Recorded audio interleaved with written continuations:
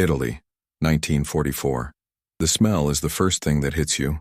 Not the smoke, the smell. It's this sick mix of burning diesel, melted rubber, and something hot and metallic that scalds the back of your throat. And then, the heat. A heat you can feel right through the thick soles of your boots. Move, get off the road. The shouts sound far away, muffled by the roar of our M4 Sherman, or what was left of it. The hull was still there, blocking the dirt crossroads, but it was less of a tank and more of a furnace. Flames licked up the turret like the devil himself was trying to climb out. The ammo inside started to cook off, popping like deadly fireworks. Every pop-pop-zing was a 50 cal round tearing through the tank's own skin. We were pinned. That tank had been our only hard cover at a crossroads that meant nothing an hour ago, and now meant everything. We were pulling back, or trying to, when the Italian anti-tank gun got it. We saw the crew, or rather, we didn't. Nobody got out, and that's when I saw them, through the oily black smoke. It wasn't a patrol. It was hundreds. Italian helmets bobbing as they moved up the opposite ridge, getting ready to storm the crossroads. The lieutenant screamed the only order that made sense. Fall back now. But I couldn't take my eyes off the burning Sherman. I knew falling back was a death sentence, and that's when the stupidest idea of my entire life hit me. A crazy idea, born from panic and the smell of burnt steel. I wasn't going to fall back. I was going to move up. My name is, well, they just called me Miller. Private First Class Miller. Baker Company, 370th Infantry Regiment. We were the 92nd Infantry Division. The Buffalo Soldiers. In 1944, we were stuck in Italy, trying to crack something they called the Gothic Line. Mountains that God must have carved angry. We weren't just fighting Germans. There were still plenty of Italian fascists loyal to Mussolini hiding in those hills, and they knew every rock. Our mission that day was simple. Take and hold Crossroads 481, a dusty patch of nothing that just so happened to control the access to a vital valley. We'd managed to take it at dawn, but the cost was high. And now, at noon, hell was coming down on us. When our only tank, Big Joe, got hit and started to brew up in the middle of the road, our position became indefensible. The lieutenant gave the order to pull out, and rightly so. But I saw what he didn't. I saw the entire Italian battalion forming up for the counterattack. If they took this crossroads, they'd roll right over us and hit the flank of the whole regiment. The lieutenant yelled again, "Miller, let's go." But I was staring at the fire, at Big Joe, and at the 50 caliber machine gun mounted on the turret, still pointed at the enemy, untouched by the flames. The crazy idea took hold. Understood. Here is Chapter 1. Chapter 1. 1,200 words. "Miller, what in the hell are you doing? That's an order, soldier. Fall back." The lieutenant's voice was already strained, cracking with desperation. I saw him motioning, waving his arm frantically from the ditch he'd dived into. My buddy, Jackson, was right behind him, his eyes wide as dinner plates. He just shook his head, mouthing, "No," but I was already moving. It's funny. You train for months, years even, to follow orders. They drill it into you until it's more natural than breathing. Duck, cover, aim, fire. Follow the man in front. But they never train you for the moment when the orders don't make sense. The moment your gut screams louder than your CO, receive, fall back. Where? Back across the open ground we'd just bled for? With 300 Italians lining up to use us as target practice? No, that wasn't a retreat. That was a synchronized suicide. My legs felt heavy, like I was moving through wet cement. Every instinct was telling me to run away from the fire, away from the pop-pop-sizzle ping of the ammo cooking off inside the Sherman. The heat was a physical wall. I felt my eyebrows singe. The air was so hot, it was like breathing in sand. Big Joe was a monster. An 80,000-pound tombstone, and I was running right at it. "He's lost it, he's gone crazy," someone yelled. Maybe they were right, but the crazy idea was simple. It was the only math that added up. If we run, we all die. If I stay, I die. But I might buy them a few minutes. And then I saw the 50 cal again, Madus, silhouetted against the flames licking the turret. The gun itself wasn't on fire. Its ammo box, mounted on the outside, wasn't on fire. What if I die but I take a few of them with me? I reached the tank. The metal hull was groaning. I put my hand on the side skirt to haul myself up, and a searing pain shot up my arm. I pulled my hand back, skin blistering. It smelled like fried pork. I didn't scream. I didn't have the air. I tried again, using my rifle sling to loop around a tow hook, using my knee on the track, pushing myself up onto the engine deck. The smoke was thick, acrid. It was like sticking your head in a car's exhaust pipe while it was on fire. I was coughing, choking, my eyes streaming. The pop-pop zing was louder now, right under my feet. The tank's hull plates were vibrating. This thing wasn't just burning. It was dying, and it was going to take me with it. I crawled over the engine deck. The heat was relentless. It felt like 1,000 hot needles pricking every inch of my skin through my fatigues. I could feel the soles of my boots getting soft, melting. The Italians had seen me. The entire advancing line had paused. I could see them clearly now, maybe 400, 500 yards out. They weren't running at us anymore. They were standing there, watching. They were pointing. I could almost hear their officers. What is he doing? Is it a trap? Is the tank booby-trapped? They were confused. A single black soldier climbing onto a burning American tank that was actively exploding. It wasn't in their training manuals. I scrambled up onto the turret. The fire was roaring from the commander's hatch and the loader's hatch. It was like looking into the gates of hell. But the 50 cal was on its pintle mount, right where it belonged. I threw my leg over the gun shield. My pants snagged on a piece of shrapnel. I ripped them free. I grabbed the twin butterfly triggers. They were hot. God, they were hot. I had to let go, pulling my gloves back on, my hands shaking. This was it. I was sitting on top of thousands of pounds of high explosives and dozens of gallons of diesel fuel. The main gun rounds inside could go up at any second. A catastrophic kill. It would vaporize me. I looked back. Jackson and the lieutenant were gone, vanished into the smoke.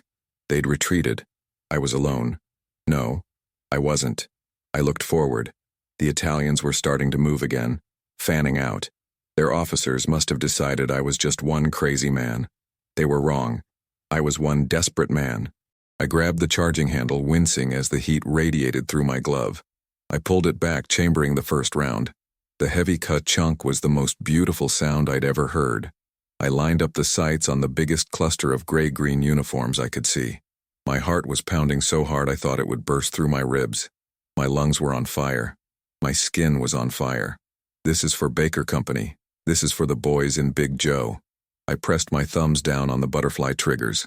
The world disappeared in noise. The thump, thump, thump, thump, thump of Ma Deuce was deafening, a holy roar that drowned out the fire, the popping ammo, my own screams. The gun vibrated, kicking hard against my shoulders. Tracers, every fifth round, streaked out across the dusty field, bright red lines reaching out to the enemy. I saw them dive. The group I was aiming at simply disintegrated. Men scattered like bowling pins. Dirt kicked up in geysers where the half-inch rounds impacted. I wasn't aiming at one man. I was aiming at the whole Italian army. I let off the trigger, the sudden silence filled only by the whoosh of the fire and the distant screams of men. I was breathing hard. I was alive. The tank hadn't exploded. I looked at the Italian line. They were pinned. They weren't advancing. They weren't retreating. They were just stopped, staring at the madman on the burning tank. I grinned, my teeth feeling gritty with ash.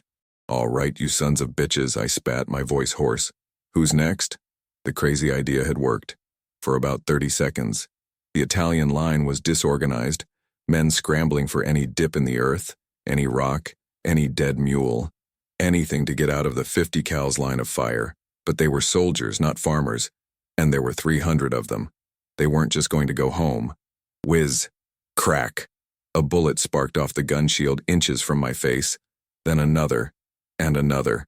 A hailstorm of small arms fire erupted from the ridge. Ping, tang, pock. The sound of rounds hitting the Sherman's hull was like a dozen blacksmiths hammering on an anvil. They'd found their nerve. Okay, I muttered, ducking my head down behind the meager protection of the shield. The heat was a living thing, wrapping around my back, crawling up my neck. The fire inside the tank was roaring, louder now. A sudden whoosh sent a column of thick, greasy smoke billowing out of the loader's hatch right next to me. I gagged, my lungs seizing. I couldn't see. My eyes were burning, tears carving clean streaks through the soot on my face. I was blind, choking, and being shot at by an entire battalion. This was no longer heroic. It was just stupid. But the shooting from the Italians was unfocused. They were terrified. They weren't aiming at me, they were just shooting at the fire-breathing monster on the road. They were keeping their heads down, firing wildly. They were scared of the 50 cal, but I knew, and they knew, that the real threat was the tank itself. We were in a standoff. They were waiting for me to be cooked alive or blown to bits. I was waiting for... What was I waiting for? Reinforcements? The lieutenant and Jackson were long gone. They were probably halfway back to the field hospital, telling stories about the crazy bastard Miller who'd immolated himself. No, I wasn't waiting for help. I was just buying time. That was the mission now. Buy time. I sucked in a breath of what passed for air, mostly smoke and cordite, and popped my head back up. The firing immediately intensified. Crack, crack, crack.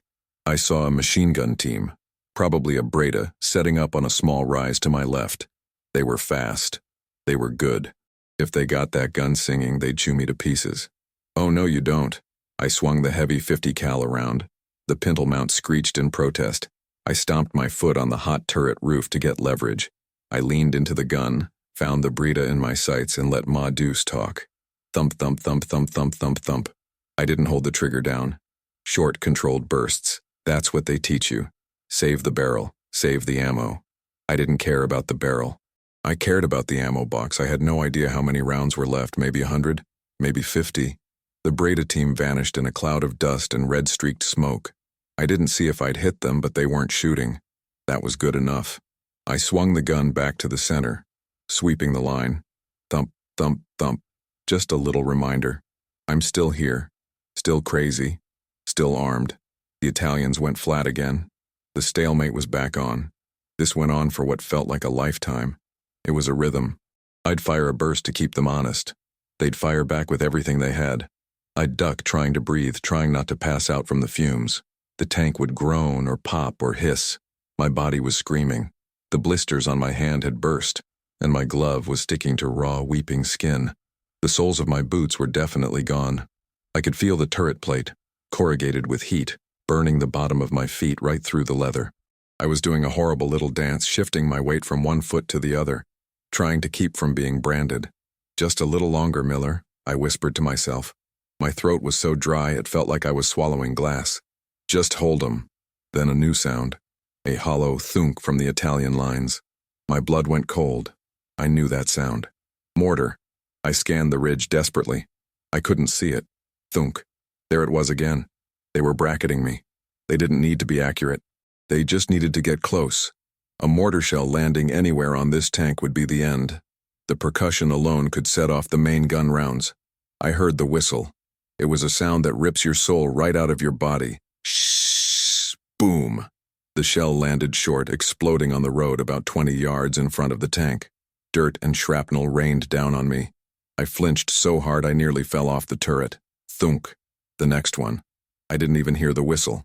Just the crump as it landed behind me further down the road. They've got the range, I hissed. They were walking the shells in. The next one, or the one after that, was going to be a direct hit. I had to move. But where? I was on a 40-ton steel coffin. I saw the mortar smoke. A little puff of gray from a dip in the ridge, maybe 600 yards out. I spun Ma Deuce. Come on, baby. Reach 'em.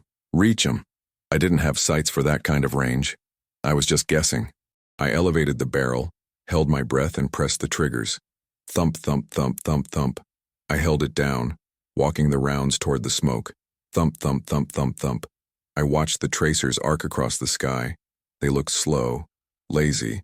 Then I saw them chew up the dirt right around the mortar pit. I heard thin, distant screams. The thunk didn't come again. I let out a breath I didn't know I was holding. I was shaking. Not from fear. Not really. It was adrenaline, heat stroke, and the dawning, terrifying realization that I was somehow winning. But the tank had the final vote. Just as I was catching my breath, a new noise started. A high-pitched metallic scream. It was coming from inside the tank, right beneath my feet. It was the sound of metal under unimaginable pressure, twisting, failing. A sheet of flame shot 20 feet into the air from the commander's hatch, missing me by inches. It was a new color, a blinding white yellow. The main gun rounds, they were cooking. This wasn't a warning anymore. The clock wasn't ticking. The clock had run out. Understood. Here is Chapter 3. Chapter 3. 1,200 words. Time stops. Everything you've ever heard about it. It's true. When that white-hot flame geysered out of the hatch, my world just froze. I saw the individual embers hang in the air. I saw the smoke curl in on itself. The high-pitched scree from the hull wasn't just a sound. It was a physical weight, pressing down on me, vibrating in my teeth, in my bones. This was it. The catastrophic cook-off. The Big Joe was finally going to blow. I should have jumped. I should have rolled off that turret and run, even if it meant running right into the Italian machine guns. A bullet would be a blessing compared to what was about to happen. Vaporization. That's what the instructors called it. You just cease to be. But my legs wouldn't move. My hands were welded to the butterfly triggers of the 50 cal.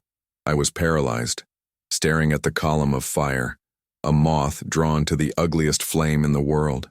And in that frozen moment, I saw movement. The Italians. They weren't staying down anymore. That new explosion, that pillar of fire, was the signal they'd been waiting for. It was their starting gun. They knew the tank was finished. They knew I was either dead or about to be. I saw their NCOs, their officers, waving their arms. Men were getting to their feet. Not a cautious advance, but a full-blown charge. They were yelling, a terrifying, guttural roar that rolled across the field. They were coming to take the crossroads. My paralysis broke. It wasn't a thought, it was just reflex. If I'm gonna die, I'm gonna die shooting. I ignored the heat. I ignored the screaming metal under my feet. I ignored the fact that I was sitting on the biggest bomb in the valley. I swiveled Ma Deuce back to the center line, took aim at the wave of gray-green uniforms and slammed my thumbs down. Thump, thump, thump, thump, thump, thump, thump. I didn't let go. This wasn't about controlled bursts. This wasn't about saving ammo. This was about Armageddon. I was emptying the box. I was holding the trigger down, and I was not going to stop until I was dead or they were. The 50 cal became a living thing. The barrel glowed a dull cherry red in the smoky afternoon light. It bucked and kicked against my shoulder, a rabid dog on a chain. I poured a solid stream of lead into the charging line. Men didn't just fall. They were torn apart. The half-inch rounds hit with the force of a cannon. I saw a man's torso explode. I saw another get cut in half. I wasn't a soldier anymore. I was the angel of death sitting on a throne of fire. And I was screaming. A raw, ragged, wordless scream that came from the bottom of my soul.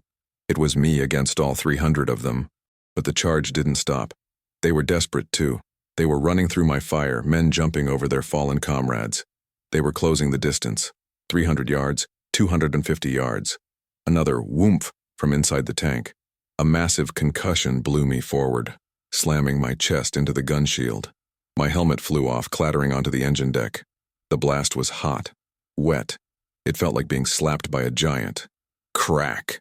A bullet zipped past my ear so close I felt its heat. Ping! Another hit the gun barrel itself. They were close. So close. I could see their faces now, twisted in anger and fear. I kept firing. Thump, thump, thump, thump. The sound was getting sluggish. The gun was overheating. Thump, thump, and then click. The terrible, final, empty sound of the bolt locking back. The ammo box was dry. The silence was worse than the explosion. It was a vacuum. There was just the roar of the fire, the screams of the advancing Italians, and my own ragged breathing. A group of them, maybe 20, 30 men, broke from the main charge. They were running straight at me. They were 100 yards out. They were raising their rifles, aiming. This was the end. I let go of the triggers. I looked up at the sky. It was a strange, chemical orange color through all the smoke. I thought of my mother. I thought of Jackson. I wondered if it would hurt. "Grenade!" one of them yelled in Italian. "Granada!" I saw the arm. I saw the black pineapple arc through the air. It was a perfect throw. It landed right on the engine deck, just behind the turret. I closed my eyes. Boom! The explosion was deafening, but it wasn't the grenade. It was the tank.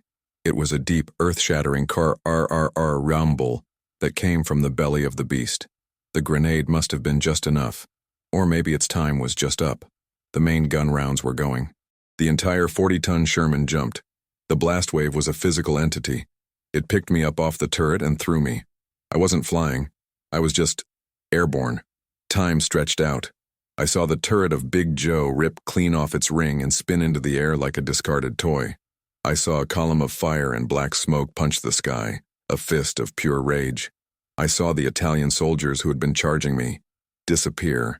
They were just swallowed by the fireball. I was above it all, looking down at my own execution. Then I hit the ground. Hard. It wasn't a roll. It was a splat. I landed in the ditch on the side of the road, the same ditch the lieutenant had been in. The impact knocked every last bit of air from my lungs. My vision went white, then black, then a swirl of confused, swimming stars. I was on my back. I couldn't move. I couldn't breathe. My ears were ringing, a high-pitched, steady tone. Everything was numb. Am I dead? I thought. This ain't so bad. Slowly, feeling returned, and it was all pain. My back felt broken. My legs were on fire.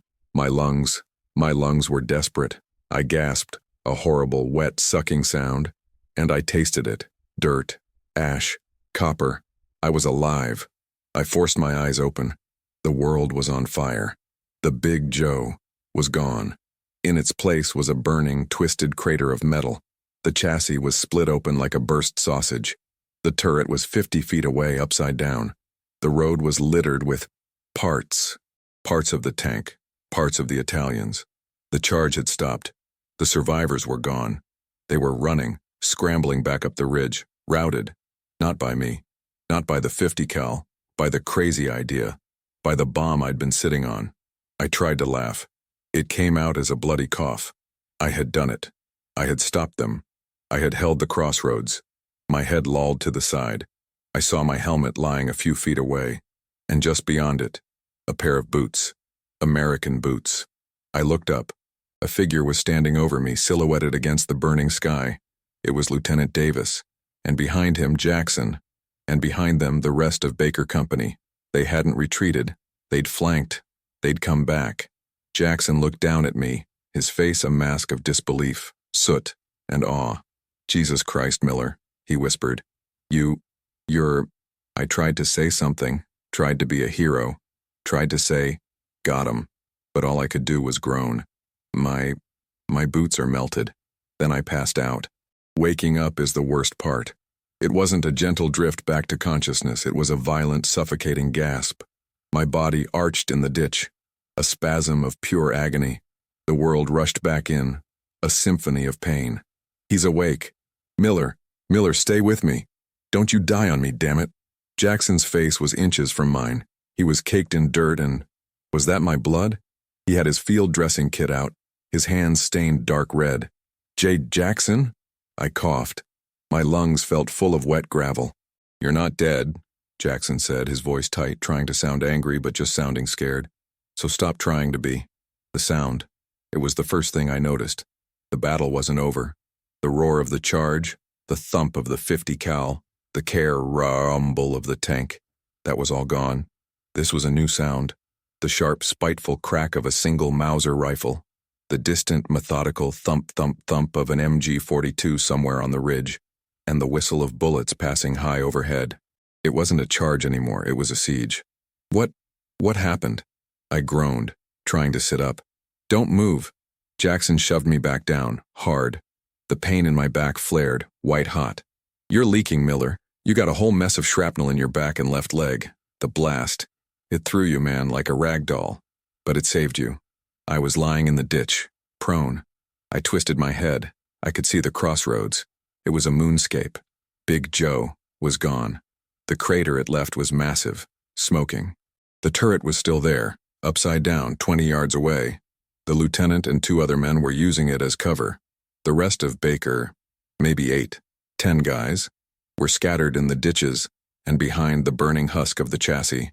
The fire was still going, a low, oily blaze that sent a column of black smoke straight up into the blue Italian sky. The Italians, they were still there. They were on the ridge, dug in. The explosion hadn't just stopped their charge, it had frozen the battlefield. We were on one side in the ditches. They were on the other, on the ridge. In between was 300 yards of open ground, death, and the smoking, twisted remains of our tank. What time is it? I whispered. My watch was gone, ripped from my wrist. Who the hell cares? Keep your head down, Jackson muttered, tying a bandage so tight around my thigh I cried out. No, Jackson, what time is it? I needed to know. He shielded his eyes, looking at the sun. It was high, directly overhead. Hot. The fire from the tank wreckage just made it worse. I don't know. Past 1 o'clock maybe. 13 Ryan. Feels like we've been in this damn ditch for a year. 1 o'clock. We'd been hit at noon. So the crazy idea, the fight, the explosion, that had all taken maybe an hour. But the battle wasn't over. The 300 Italians hadn't been stopped. They'd just been paused. The title, Stopped 300 Italians in just 2 hours. The 2 hours weren't up. A new kind of dread settled in, heavier than the pain. We hadn't won. We were just surviving. They're terrified of the wreckage, Jackson said, as if reading my mind. They won't come near it. They think we got more tanks or it's mined. They're confused. But they're not leaving, I said. No, they're not leaving. Crack. A puff of dust kicked up on the lip of the ditch right by my head. Sniper! Jackson yelled, pulling me down. Everybody stay down. Sniper's got the road covered. A cry came from near the crater. Johnson's hit. Medic! Medic! Medic's pinned! The lieutenant roared back from behind the turret. Can't move. Someone put pressure on it. I heard Johnson screaming. It was a high, thin sound. The sniper had him. And now, nobody could move. The crossroads was a kill box. The Italians couldn't advance. We couldn't retreat. This was the real battle. Not the noise and fire, but the heat, the flies, the smell of burning fuel, and the sound of Johnson dying, inch by inch. I was helpless. I was just a piece of bleeding meat in a ditch. My rifle was gone. I had my .45, but what was I going to do with that? Time just stopped. The sun didn't move. The shadows didn't move. The only sound was Johnson's screams, which got weaker and weaker, and then stopped. The silence that followed was awful. He's gone, Jackson whispered. He took out his canteen. Here. He poured a little water onto his grimy handkerchief and wiped the soot from my mouth. You gotta stay with me, Miller. You hear me? You don't get to die. Not after that. You're a damn hero. I'm not a hero, I spat, the water tasting like ash. I'm the guy who got Johnson killed. I'm the idiot who sat on a bomb. You're the idiot who saved Baker Company, Jackson said, his voice hard. You held him, look.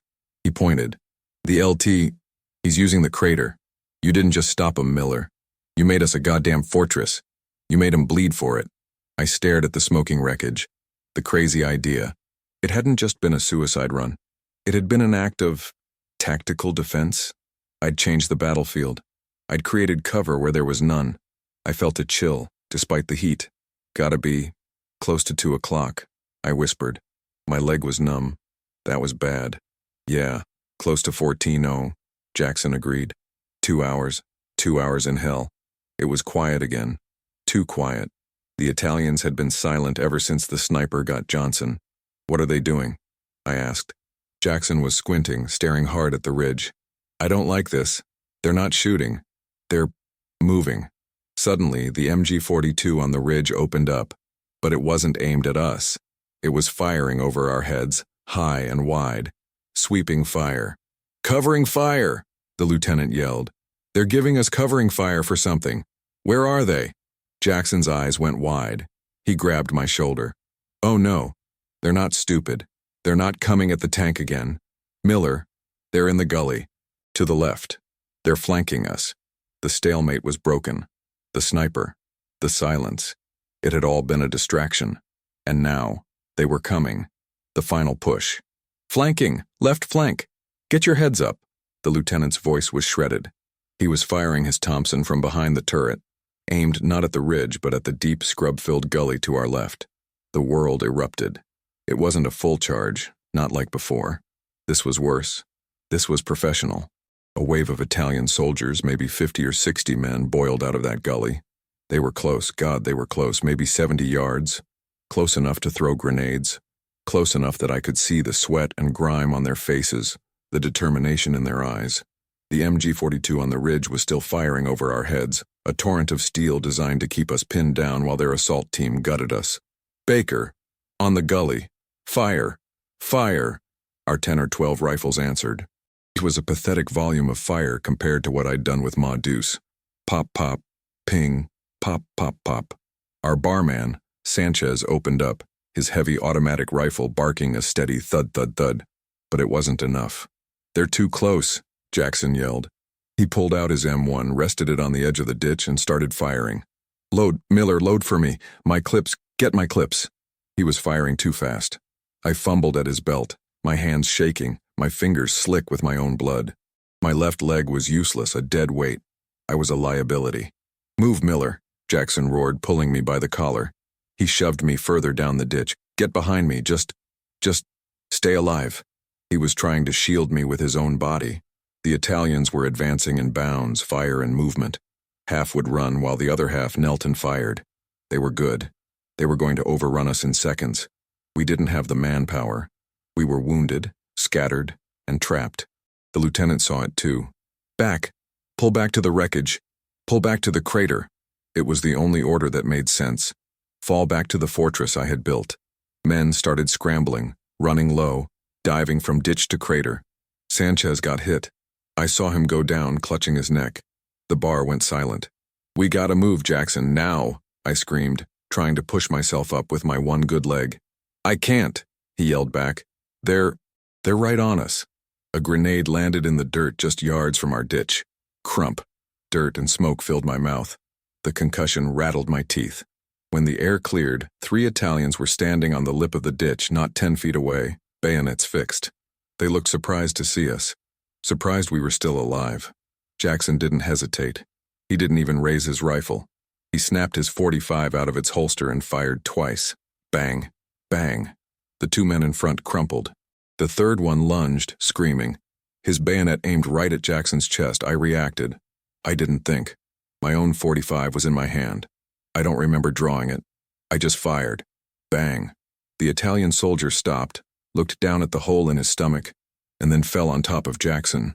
We were underneath him, a tangle of limbs and blood, the dead man's weight crushing us. We could hear the rest of the assault team yelling, running past us, charging the crater. This was it, hand to hand. We were finished. And then, a new sound. It was beautiful. It was the sound of a dozen M1 Garands firing in volley. Not pop, pop, ping, but blam, blam, blam, blam, blam. And over it all, a sound that made me want to weep. The thump, thump, thump, thump, thump of another .50 caliber machine gun. It wasn't coming from the ridge, it was coming from the road behind us. "Reinforcements," Jackson screamed, pushing the dead Italian off him. "It's C Company. They're here, they're finally here." The Italian flankers caught between our survivors in the crater and a fresh wave of Buffalo soldiers on the road just evaporated. They broke.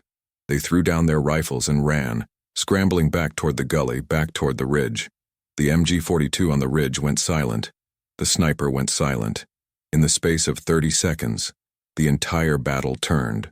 A fresh Sherman, this one not on fire, rumbled past our ditch, its .50 cal still hammering the Italian positions. GIs from C Company poured down the road, taking up positions, leapfrogging us, starting their own assault up the ridge. The crossroads was secure.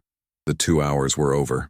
Jackson and I just lay there in the ditch, covered in blood, mine and the Italians. We were panting, staring at the sky. You did it, Miller," Jackson panted, a wild, crazy grin splitting his face. "You crazy son of a bitch, you held him." "We held him," I whispered. "No, man." He looked at me, his eyes serious. "You did, that thing with the tank." He pointed to the smoking crater. "The lieutenant, when we came back, we thought you were dead. We were just going to grab your body and run. But you were shooting, and they were stopped. They were terrified of you, of this burning thing. You held 300 men. You held them all by yourself long enough for C Company to get here. A medic, fresh, clean, was suddenly looming over me. Jesus. This one's bad. Get a stretcher. We got heavy bleeders here." He jammed a morphine syringe into my good thigh. The pain didn't go away, but it drifted. It became someone else's problem. As they loaded me onto the stretcher, I looked back at the crossroads. It was unrecognizable. It was our crossroads now. Men were setting up mortars in the crater. The new Sherman was covering the ridge. The medic looked at my feet. "My God, soldier, what happened to your boots?" I looked down. The soles were completely gone. The leather was charred and fused to what was left of my socks. I tried to grin.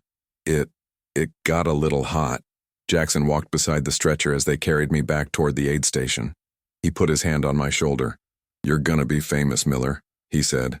Just get me some water, Jack," I whispered, as the world started to go soft and gray at the edges. "And find my helmet." They gave me a Purple Heart and a Silver Star. They said I showed gallantry in action. The medal was nice, but what they really gave me was a new pair of boots and a ticket home for a while. My feet, they were never quite the same. For years I'd wake up in a cold sweat, smelling that diesel and rubber. I'd feel that heat on the soles of my feet. When they ask me about it, the old-timers from my unit, they don't talk about the medal. They talk about Miller's crazy idea. They say I was brave, but I wasn't brave. I was just cornered. I was a black man in a white man's army fighting in a country I'd never seen, for freedoms I didn't even have back home. And on that day, I was a dead man. The only choice I had was how I was going to die. I looked at the fire and chose to die warm. We held that crossroads.